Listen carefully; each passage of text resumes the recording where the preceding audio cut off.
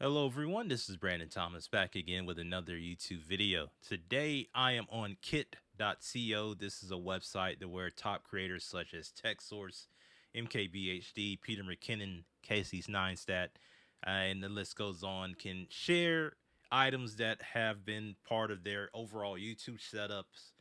Basically builds such as with TechSource, for example, taking a quick look at his profile here. These are gaming PCs that he has built on his channel. Um, let's see, game PC builds of the month, December 2017. But the reason why I'm sharing this is basically for my profile, absolutely free for you to share and everything like that. And it basically allows you to upload items that are part of your overall use in terms of content creation, or even something as frivolous as your PlayStation 5 game collection or PS4 game collection, which will need to be updated very soon. So I probably will be taking the time to do so with that. But anyway, the only reason why I'm on my particular profile is to check out my AMD PC build. I built a brand new gaming PC, but decided to join Team Red. Listed below are all the components I selected for this particular build. So as you can see here, notes commissions may be earned from the links below. That was not, of course, my goal in setting this particular thing up. But if you're interested, the links for all the items will be on this particular website. So I'll leave a link down in the description below so you can check out my profile. If anything, these things strike your fancy or interest you, you be able to buy them from various different profiles here that had them brand new, and you'll be able to and I might get a little bit of a cutback from that. It's relative fraction, but I want to be transparent about that for the most part. So we're going to start off with our case here. This is the Corsair 5000D Airflow. I was debating between this one and the Lee and Lee PC 011 Dynamic Evo case, but I decided against with this one because, at least in terms of your overall YouTube content creators that you see on YouTube that focus particularly on streaming, the Lee and Lee Evo 011 case has always been a very popular one. So Corsair, I generally like their products for the most part, so I decided to go with this one. And I picked this one up from Best Buy, which is fairly expensive in terms of your overall cases that you normally would pay for, but I love the overall aesthetics of it, and I generally like Corsair products. In terms of the motherboard, I went the Asus ROG X570 Crosshair 8 Hero ATX motherboard, Wi-Fi 6, better heat dissipation for my M.2 drives, more RGB and fan headers, and of course, dedicated Wi-Fi if I ever feel so the need. I got this used from eBay for $200 on the dot. So instead of paying $300 plus for this one brand new, if I go to Amazon, I got this one $100 cheaper than its regular retail price that you see, and it's a couple of years old in terms of some of the newer motherboards that are out in the market. But for what I needed, it serves the purpose perfectly.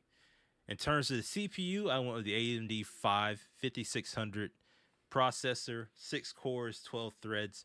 In terms of mid-range gaming, this is probably one of the best CPUs that you can get if you decide to switch over to AMD. This still, I'm running on the DDR4 platform, so I'm not right at Gen 5 as of yet. So this works perfectly for me. I probably could possibly upgrade this to at least a Ryzen 7. I have to do a bit more digging in terms of what makes sense with this particular motherboard. In terms of my memory, I went with 64 gigabytes of Corsair Vengeance RGB program at 3600 megahertz, two sets of 32 gigabytes. So I really don't need that much. 32 gigabytes would probably have been perfect for me, but I plan to do more content creation in the near future on this particular PC. But I'm still undecided on terms of streaming. So let me know. It'll be something that you'll be interested in seeing on this channel if I ever decide to do so, whether it be on YouTube or Kick. In terms of my cooling, I went with the Lee and Lee Galahad AIO 360 RGB. Only thing I don't like about it, of course, besides the most obvious, is the case, the stock fans that come with it. Too many cables for the most part. I will probably be changing those out to the dedicated three packs, the SL120s, whether it be version 1 or version 2. Well, I'll have to check out and see. But that's served me pretty well. And in terms of the overall color accuracy, in terms of the other fans that I have in my gaming build, doesn't quite match up in terms of the tone. I have all the fans set to one static color in white.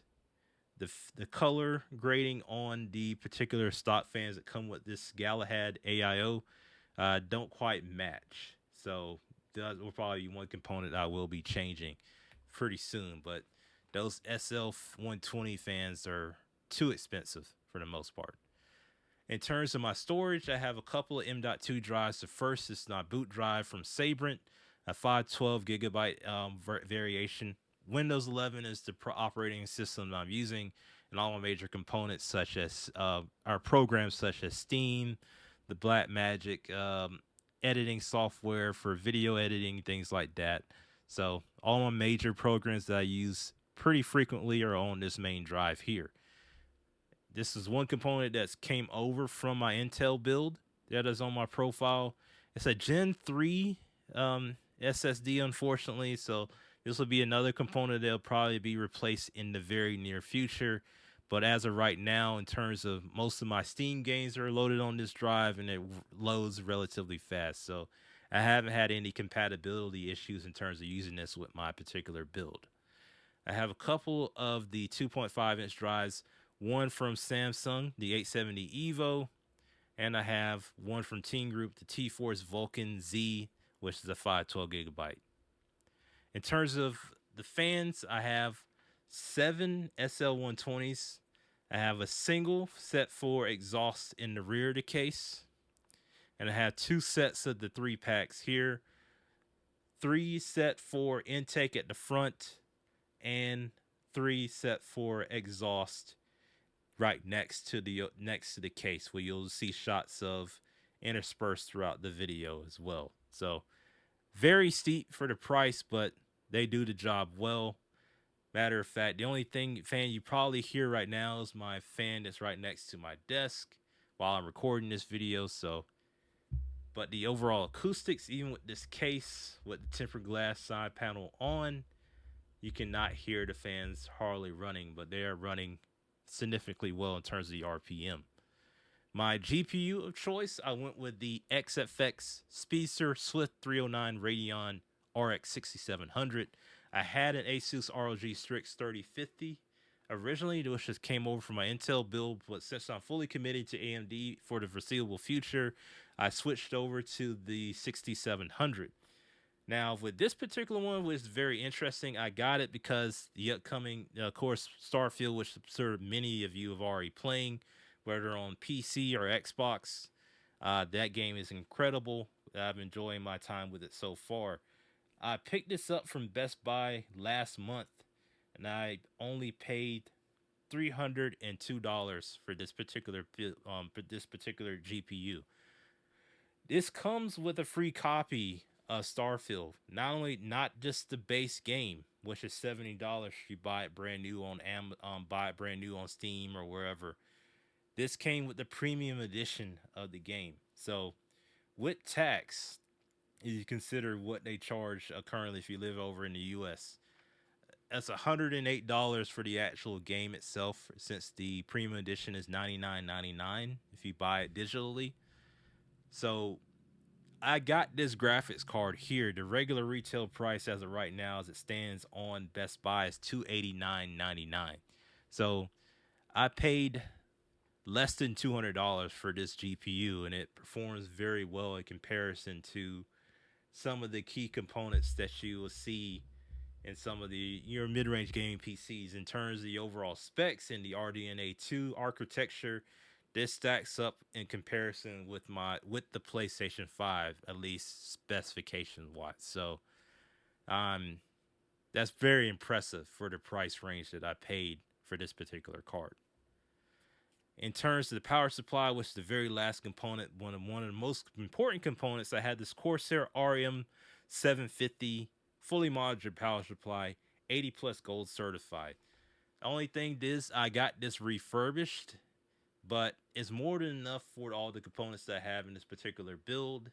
I probably could have went for an 850 to give me a bit more wiggle room if I decide to go for a beefier graphics card than what I have right now. But the only thing that was missing was, of course, the sticker that goes over where you plug in your power cable and things like that, and did not have the iconic black and yellow packaging. But overall, folks, that does it for my overview of my first build with AMD in terms of joining Team Red. Let me know what you guys think of the components down below. If you're interested in checking out Kit for yourself, I'll leave a link down in the description to the website and to my profile as well if you're interested. If you have anything that you feel like sharing or is worth sharing on the internet, this is a great place to do it in terms of components. I've also shared, items that are part of my desk setup as of right now while I'm using this particular PC. So if you're interested, all this stuff will be linked down below. You have the option to buy items on these particular websites that you can do. So thank you so much for watching and listening. If you're interested in more content like this, it really will help. Hit that like button, comment, and most importantly, subscribe.